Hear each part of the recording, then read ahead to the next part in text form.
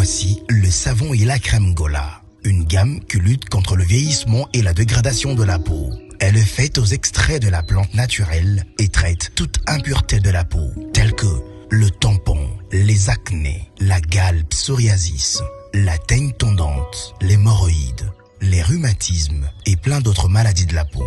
Notez bien, le même produit dans un nouvel emballage. Gola, traitant et unifiant. Un produit de l'Erisien Society. Matondo mingi na bandeko boponi échangeur Elf TV pona ko partager basango ya ekolo Congo ngai muumbu na bino Samba Olonga de père et de mère nazali nesengo ya koyeba bino mingi à travers etando oyo pona kolanda ba information ya ekolo Congo soki ozali déjà en direct pona ko partager basango na biso na tombelio boye malamu penza likez vidéo oyo. Abonnez-vous si vous n'êtes pas abonné. Surtout, n'oubliez pas de partager et de nous dire ce que vous en pensez dans les commentaires. Nazalaka toujours natina koyebisa ba commun des mortels que justice yanzambe erataka motote, justice yanzambe motomoko te a échappaka na contrôle nango. Soki oko échapper na contrôle ya bato mokili yeba que Nzambe ba échappaka na contrôle na ye ata mokete mabeto malamu to salaka ezali na litomba na yango salaka kaka malamu kwete okoya te na mabe to pe na mbeba. Alors na mokolo lelo na ko partager na bino kaka basango mibale. Sango ya liboso ezali réaction ya bayo bazali ko mibenga ba opposant politique na lingomba na bango to pe structure na bango yo babengi C64. 24 heures après la réaction de la Cour constitutionnelle concernant requête au président de la République à kotisaki na Cour constitutionnelle pour na interprétation kota la conformation ya mobeko oyo utaki na parlement concernant modalité ya organisation ya référendum soki ya solo ezali kobala na constitution. 24 heures après tout le monde que lisanga ya bao bazo mibenga C64 bango s'opposer na décision wana babengi yango coup de force balobi ezali coup d'état ba rejeter yango pe bango bapesi rendez-vous na peuple congolais mokolo ya le 15 août. Peut-on faire confiance à cette opposition? Est-ce que président Félix Tshisekedi a outil pour faire couler goutte d'eau ou faire déborder vase que prépare l'opposition congolaise? Est-ce que bazali na front moko solide face à président Tshisekedi? Est-ce que manœuvre na bango et ko empêcher président Félix Tshisekedi topé peuple congolais ou azali d'accord na changement de constitution que et ça le matin? En tout cas, ezali sujet auto ko aborder na bino na ebandeli ya émission oyo. Sango ya mibale na kolobela awa bomoni bino moko pitopale. Jeu ya ping-pong oyo ekomi ko s'est passé entre le ministre de la Communication et de l'Information de la République démocratique du Congo, Patrick Mouyaya, na ministre des Affaires étrangères pe na lisusu porte-parole ya gouvernement ya Rwanda, Olivier Ndoyire na Yolande Makolo. Bazali ko s'affronter médiatiquement et dans les réseaux sociaux bien sûr sur question yaba FDLR. Qu'est-ce que cette question apporte dans les débats et dans la guerre qui oppose la République démocratique du Congo au Rwanda? Moni côté à Rwanda bazali ko contester décision oyo RDC a eu concernant neutralisation yaba FDLR. Est-ce que la RDC a mal joué le jeu? Est-ce que le Rwanda a raison? Qu'est-ce qui va se passer sur le plan international? Samba Olonga va analyser ce point pour tous au moins lumière. Yamwete Tokabwana na émission Oyo. La seule parenthèse que nous partagerons avec vous, ezali Moussala Mounene, ou ezali Moussalema à travers président Tshisekedi en tant que Congolais. Et Sengeli Peto apporter pierre na biso na édifice sur les Kambo et Italie Bosoto na ville ya Kinshasa Nengeni tokoki ko imposer discipline non seulement à Kinshasa mais partout à travers la République démocratique du Congo. Voilà les sujets que nous abordons tout à l'heure avec vous dans le cadre de cette émission. Je vous dis encore une fois de plus, bienvenue dans ce nouveau numéro. Vous êtes en direct, faites-moi plaisir, likez déjà vidéo, oyo, partagez yango malamu na voisin, surtout kobo sanate, kotika commentaire, pe ko s'abonner. Abonnez-vous massivement, donnez la force. Naza awa. So bozo lukanga, jusque là je suis encore ici. Abonnez-vous, likez et partagez les bonnes nouvelles. Voilà. Comme je venais de le dire, l'opposition, ceux qui se disent opposants, ngana benga bango ndenge wana boyebi ke ngana benga bango bato oyo ba mi benga ba opposants parce que ils n'ont pas qualité. Bauti ko sala lobby déclaration na bango oyo bazali ko rejeter décision oyo cour azui par rapport à la requête au président de la République à Kotila Kibango. Vous savez que ce n'est plus de l'information. Tout site oyebi biso nyonso que loi ngondankoi ezali kolobela nini. Et pas iwape utaki na kati ya parlement balakisaki motindo na yango ezalaki médiatisé. C'est concernant l'organisation, les modalités d'organisation du référendum. Mais wane komage pas président de la République atindaki yango kuna la Cour constitutionnelle. La Cour constitutionnelle, après avoir analysé, siégé en tant qu'organe d'interprétation, il y a loi, va déclarer yango recevable et fondé, pe balobi que ezali conforme à la Constitution.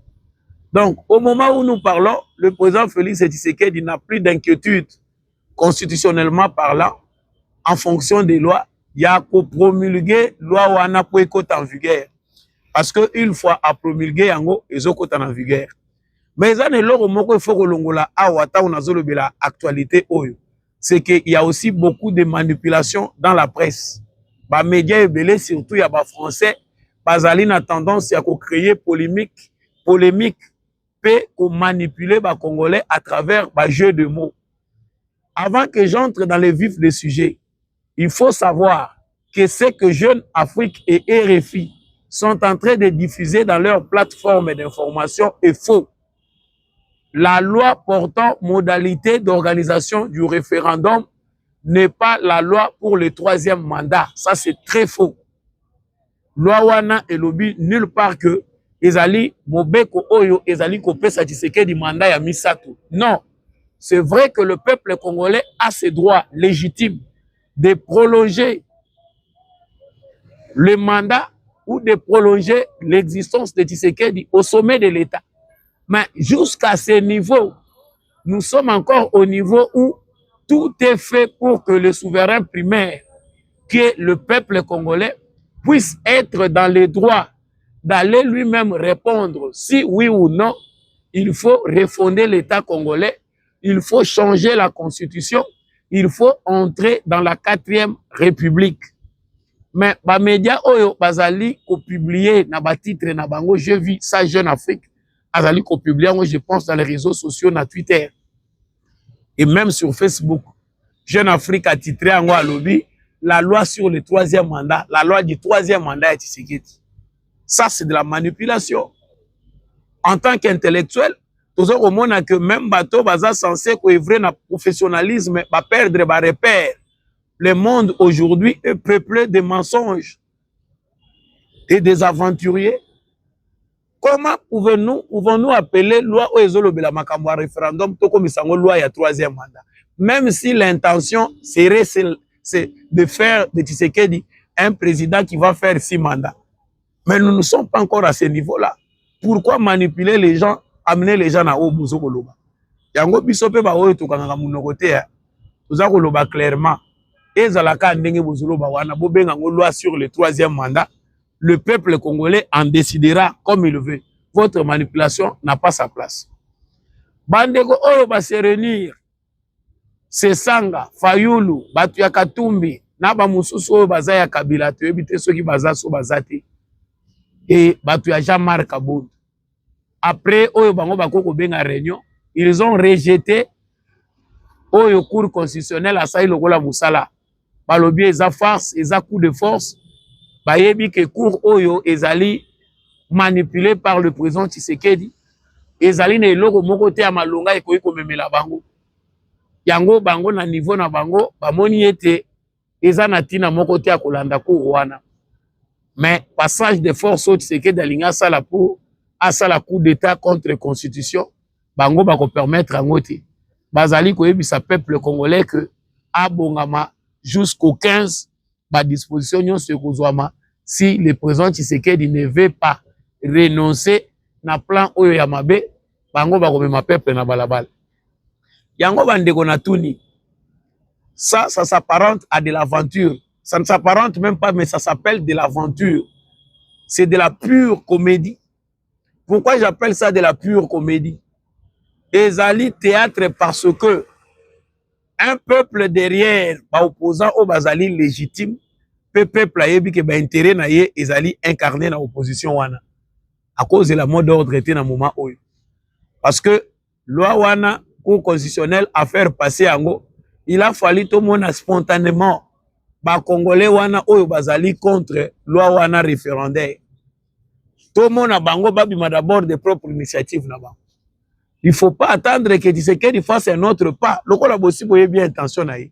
Qui vous avez pris de force pour bolongo la marche na bino le 8 juillet, le 8 juillet au bobongisaki. Bokomisango le 22. Au noté président Ndayishimiye abengisaki biso. Le 22 au té ambongo cardinal ayebisi biso au nom du dialogue de la paix to bongisango total ultérieurement. Siko le 22 et comme le 15. Siko awa arrêt ebimi arrêt kutute mais awa cour constitutionnelle a tranché à répondre na requête ya président de la République. Beaucoup ça la marche to beaucoup ça la ngoli sosute. C'est la question qu'il faut se poser, est-ce que beaucoup marcher to beaucoup marcher te? Cette opposition n'a pas de raison, n'a pas un fondement précis. Opposition sans fondement et logo la bazana fondement te. Le vrai raison de faire l'opposition bazana ngote, ils doivent s'accrocher à du n'importe quoi. Et quand on cherche à s'accrocher à du n'importe quoi, on n'a pas d'objectif. Même na maille. Et c'est ce que cette opposition.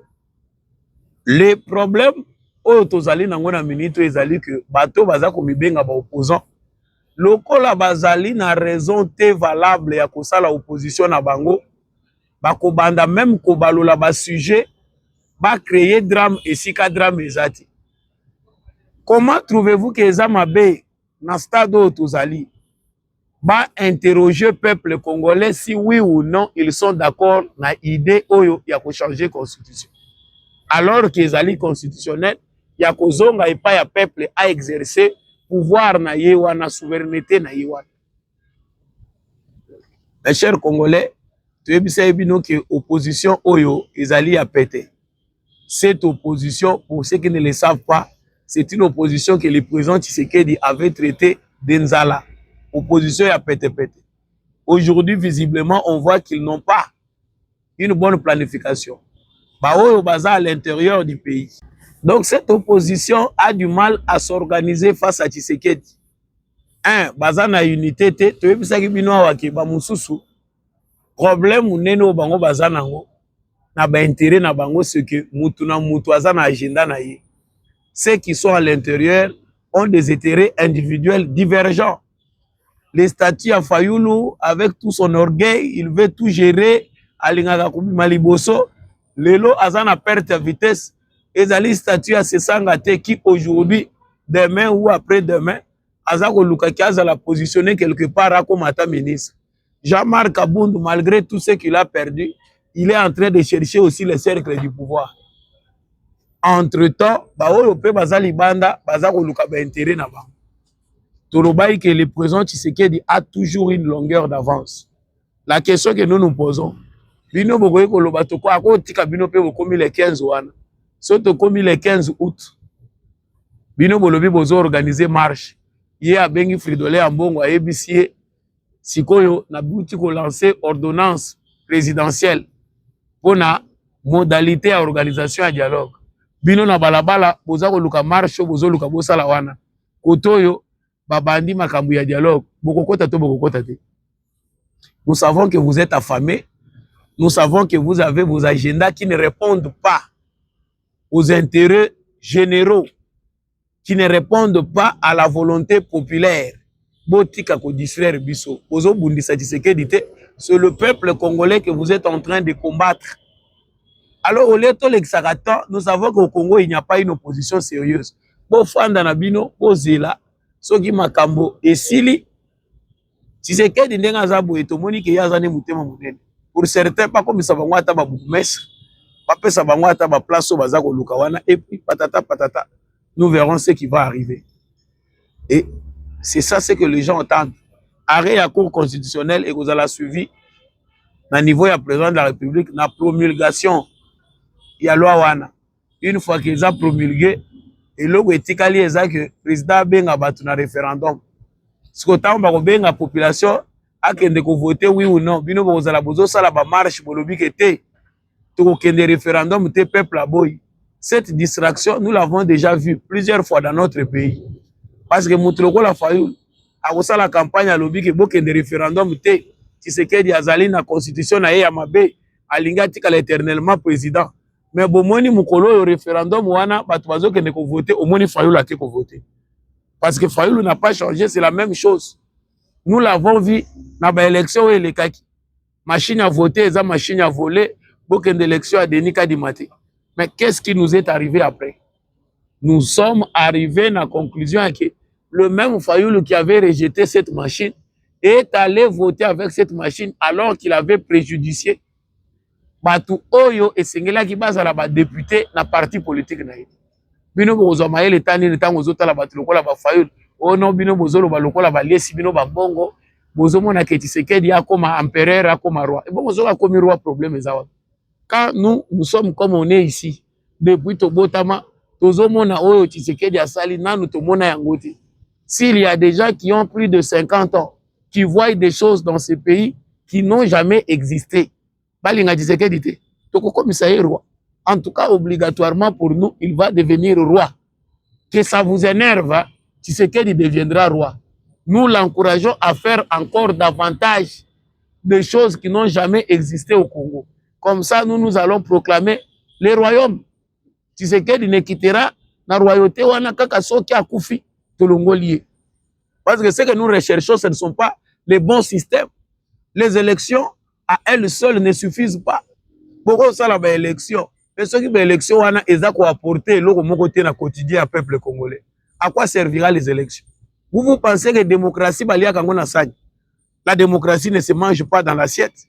La démocratie, avec des œuvres, si il y a démocratie et que ce peuple-là se retrouve, ou on a une démocratie. Mais la démocratie, après plus d'un demi-siècle, où tu dirigeant à volonté à boité, à la malam, yo lobité to longolaye parce que mususu akoya o yo zotekela ibiso wana o to yebina note wana mupepe na yo wana to sombango to te o yakoya wana ndako yako bongisela biso. Chers Congolais, na mikolo nazo sala ka campagne to za bazo bate. Nous ne sommes pas des idiots. Nos enfants batata na biso voir bakoko na biso makambo Tshisekedi azo sala oyo ba reva yango. Bareva yango pendant plusieurs décennies et salématé. Aujourd'hui, tozo mona ngo ezo salema. Toi, tu veux nous dire que non, ezali ko bebi sa démocratie. Démocratie ngo yo mona kango wapita mo vandaka na Congo. Omonela kango. Arrêtez. Ceux qui se disent opposants, ils ont encore du travail à faire. Parce que une vraie opposition, ça se conçoit.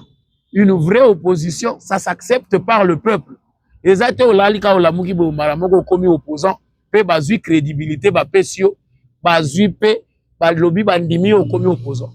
Les Etienne Tshisekedi bien que travaillant avec Mobutu, ils ont commencé avec les Mobutu.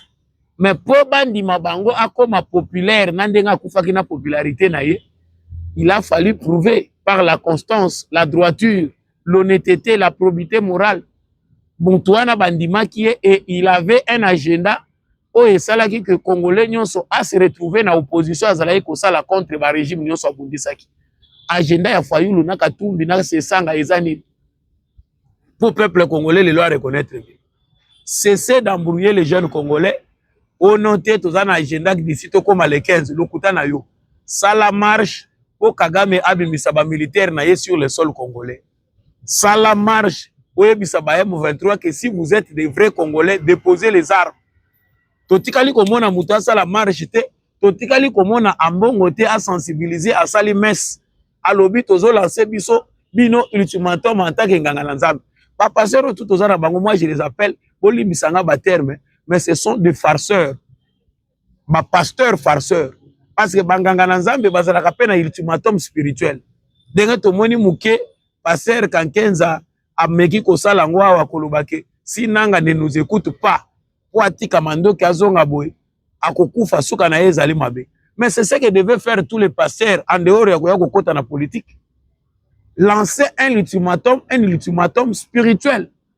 Koyebisa bato nyonso ke lelo oyo biso en tant que banganga nzambe. Ya solo soki nzamba yebi biso. Tozo yebisa bino nyonso bato bokoti zamba. À moins que ozala congolais te. Soko ozana makila Congo kati na yo. Et que mongongo na biso ozo yo kango. Bima na zamba yaka komitika yo moko awa. Bako bima. Boko kongo otolobaka awa we sanga ina spiritualité musana ngoni. Ce qu'il faut savoir, c'est que dans l'ensemble, et nos chefs coutumiers et nos pasteurs sont des farceurs. Pouvoir sur le plan spirituel, ils ont exercer. Ce qu'on a se reconnaître une autorité spirituelle, autorité wana ko exercer yango. Onction wana ezaka kate ya ko kanga batu bandoki, ko tsa batu maboko bakweya. Onction wana pe ko apporter un plus na mboka, to moni pe kimia yé. Vous êtes là à attendre que ceux qui baya ko sala ceux qui ndengeni. Babiloko musuto ko lobeko ya ko énerver bandeko ngata ona lobaka biloko abwena komaka na kanda o sambolonga yo banalise na yo moko komaka na kanda eza kanda te colère na ngai ezalaka sainte parce que la patrie est sacrée. On ne peut pas continuellement continuer à jouer avec le pays et toujours les mêmes acteurs basaka na cannabis au Senko au SCC au balobi Sesanga balobi Fayulu. Donc biso na 100 millions tozali to ko mona ba famille na bilongi mususu yate. Bino bozui scène politique congolaise et comme lokola empire na bino bo tournaka wana bo sakana cannabis. Ça doit cesser. Cette histoire là, il y a promulgation, il y a loi portable, même bango bayebi que c'est déjà passé. Les jours à venir sont riches en événements. Nazoyebi sabino théâtre kozala mingi. Tshisekedi a déjà pesé dans sa balance. Il a vu qu'en face de lui, il n'y a pas une opposition sérieuse. Il a vu qu'en face de lui, il n'y a pas des gens qui ont le patriotisme en eux.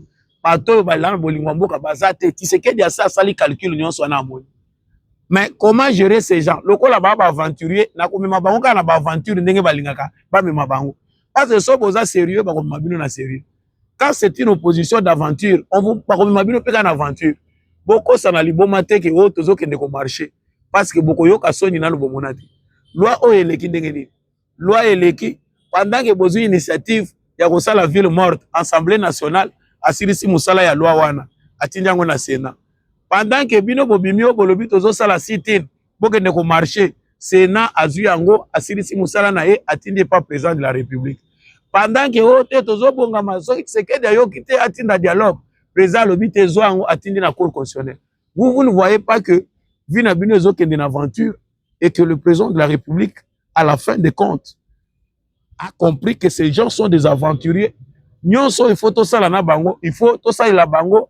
Moi et loko moko ya bango ya aventure o ekokani na aspect na bango. Zana bato balandaka ba proverbe boza ba chrétien boyebi ke quelque part balobi ke zoba répondre na buzoba na ye. So moni mutazo me maona buzoba. Ezatika ya ola kisaye mayele. Te mema epe na buzoba na ye po asuka na buzoba na ye wana. Donc, je clôture ce point concernant Makambo et Baezako Mibenga, opposant Balobi. Ils ont rejeté Makambo ya Cour constitutionnelle. Ils projettent que le peuple congolais sorte. Ils ne sont pas avec le peuple congolais. Certes, ils vont manipuler quelques affamés. Ils vont chercher à créer des événements pour contraindre Tshisekedi.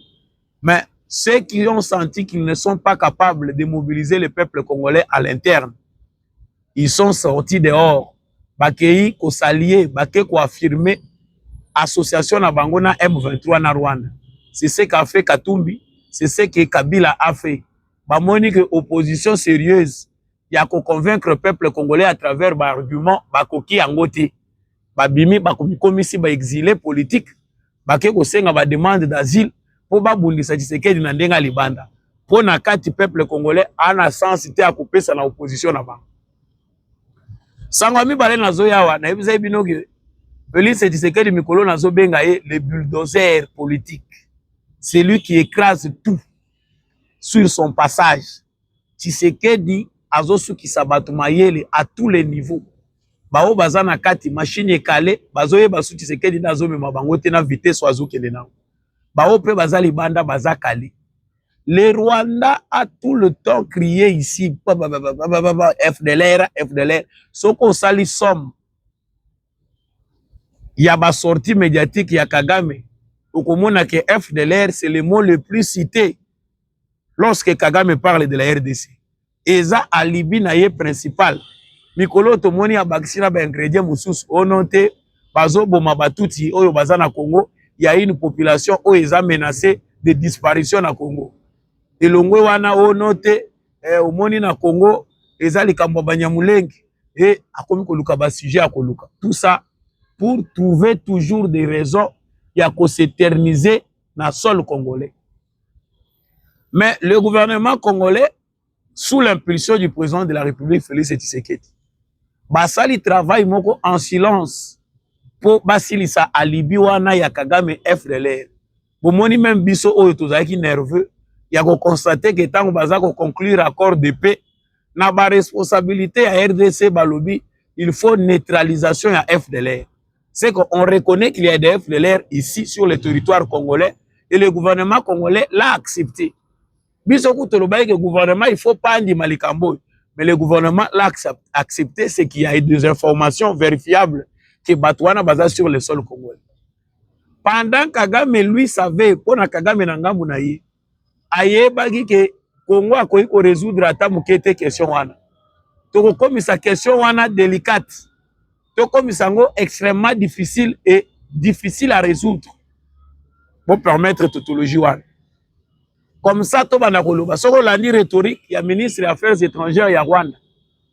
Azagolo balobi que FDLR baza partout na Congo, baza éparpillé que même Koluka bango ekomi pasi. Baza na kati ya garde républicaine ya Tshisekedi, baza na FARDC, ils sont partout.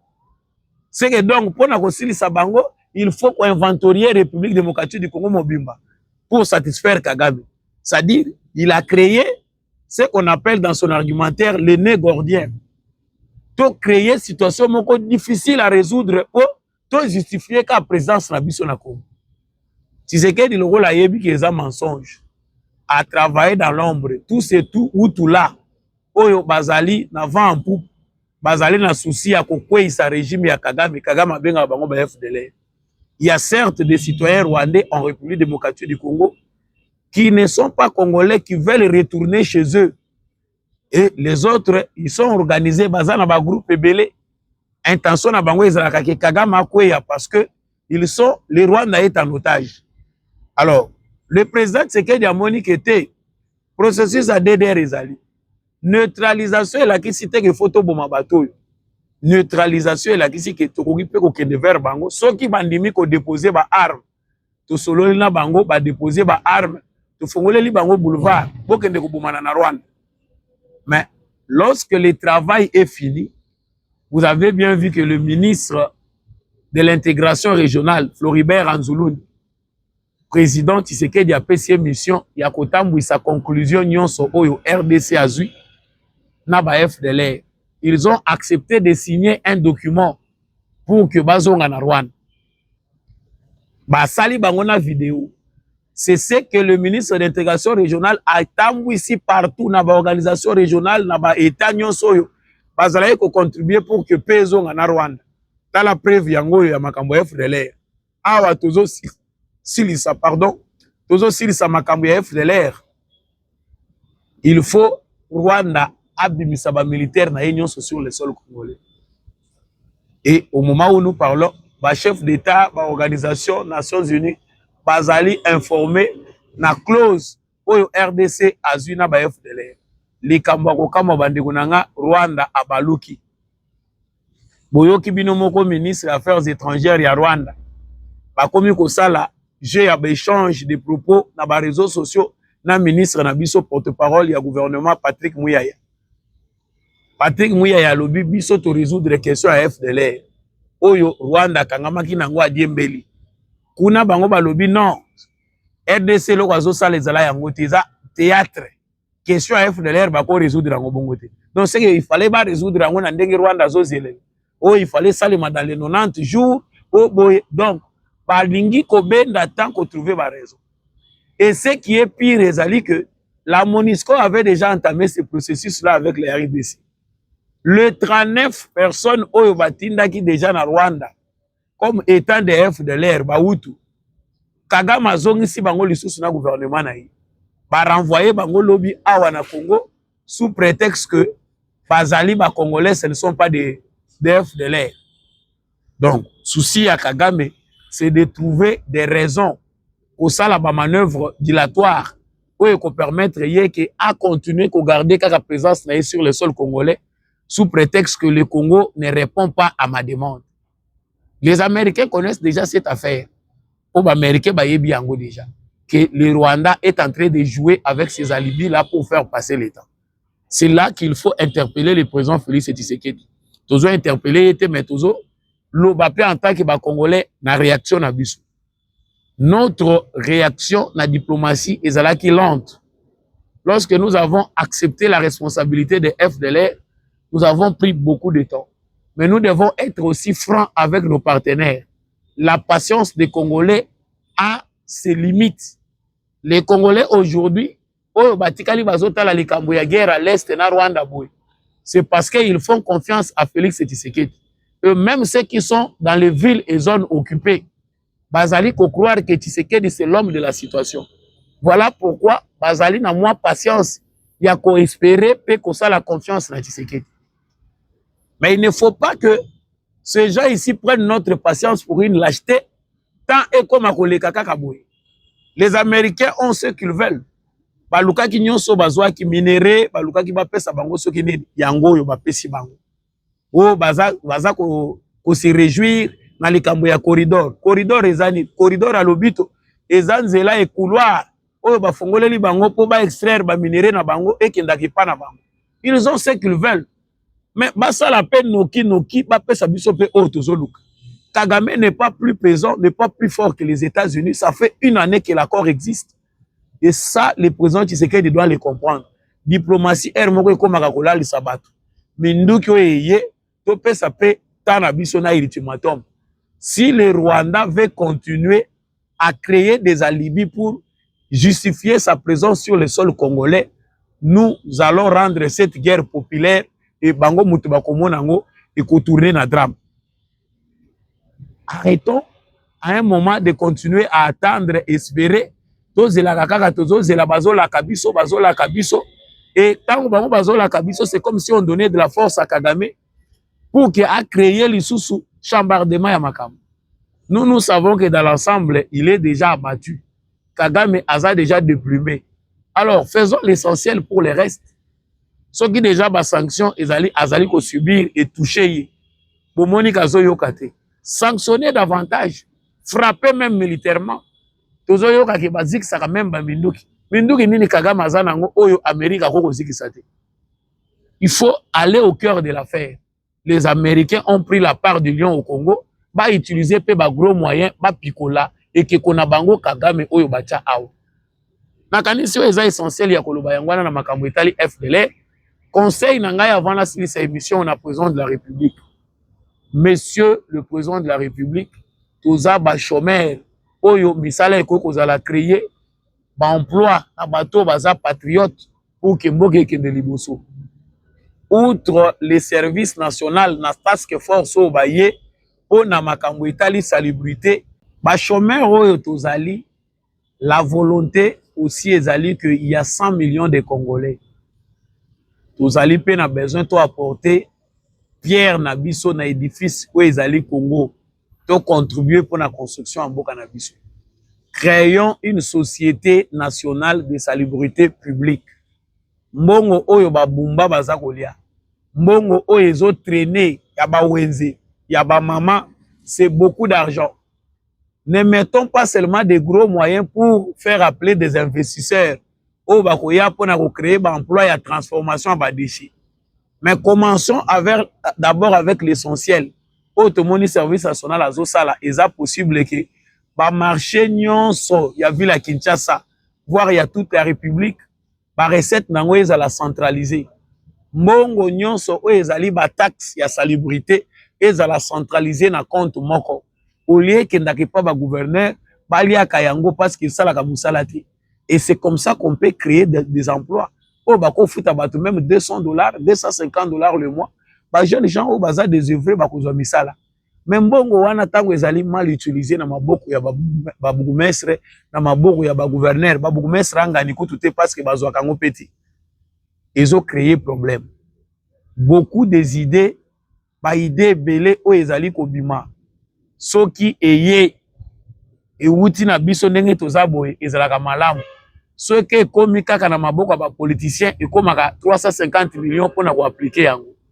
Nous savons qu'avec des moyens de bord, tukoki lelo pour lancer vraiment société Italie makambo ya assainissement et vous verrez que ça sera propre. C'est notre contribution. Ezali par oya biso ya mbela tozali kobelela. Émission ici la kate esili matondo na bandeko nyonso oyo bolandi samba olonga de partout bo apreciaka ba analyse nanga bo apreciaka pe bo pesaka ba conseil na tondi bino botondi mingi tozalaki ya kokufa to sekwi kolo asekwisi biso bo pesa force na itando oyo bo pesa force na chaîne oyo bo like penda soko bimi o like te oza mutema mabe likez partagez abonnez-vous surtout pour que chaîne OP émission Oyo ezongela makasi nango. Dites-nous ce que vous en pensez dans les commentaires. Matondo nandeko refin azalaki na sima caméra pour que émission Oyo ekoma na etando na bino. Merci mingi na l'homme de la vérité des urnes Jean-Louis Timbalanga. Merci mingi na papa Boniface Mpunga, papa Paulin Chika, papa Maurice Kikangala, papa Michel Lumakaso, maman Lisette Mombendu, maman Abel Bilonda, vous avez ebélé maman Suzanne depuis les États-Unis. En tout cas, vous avez ebélé maman Rose Sirikari et surtout, Ndekona Bisso, papa Jules Kassongo depuis Hollande, Bandekwa Hollande, Bolobio Nazo qui peut binoter. Libanga Yangwana, parce que Libanga, les andengé na Bisso, Bandeko Nyonsa Hollande, na pesi bino mbote, Bandeko ya Suisse, Bandeko ya Bruxelles. Ya Goma pe ya Bukavu ozana mutema na ngai mingi pe ndeko pe mwana mboka Richard Sitangola oyo azali kosala biso penda kitoko poke émission oyo elekaka na ba cadre ya malamu ye pe totondi ye penda botondi ngai na bino topesani rendez-vous na émission mosusu.